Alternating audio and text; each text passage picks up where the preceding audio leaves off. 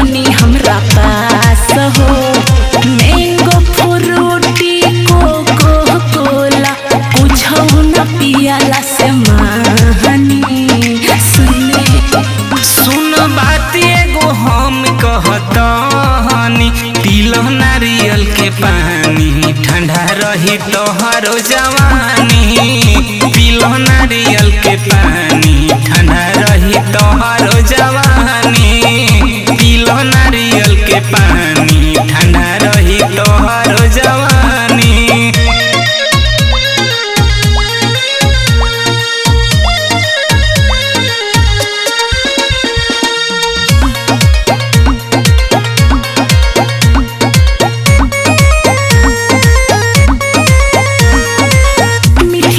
बात बोली जनी फुसलावा, चुए पसीना तनी पंखा डोलावा। चढ़ली जवानी तोहर भइल रसदार हो, चुए द पसीना नहीं होई बेकार हो।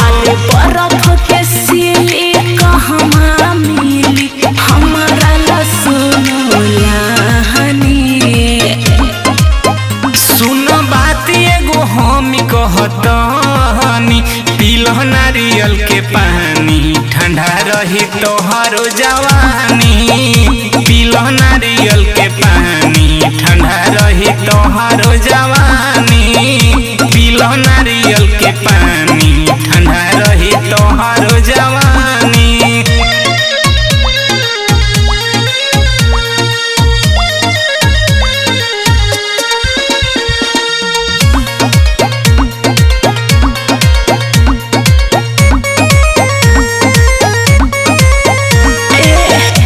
चढ़ी बात जनी बोले बाबू, राखो नया बना कर जवाब बाबू।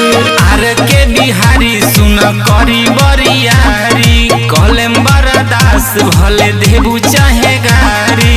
अनिल चौहान कौन उपाय करी होई न जेकर से हानि। सुन बात एगो हम कहतनी, पीलो नारियल के पानी ठंडा रही तोहरो जवानी। पीलो नारियल के पानी ठंडा रही तोहरो जवानी। पीलो नारियल के पानी ठंडा रही तोहरो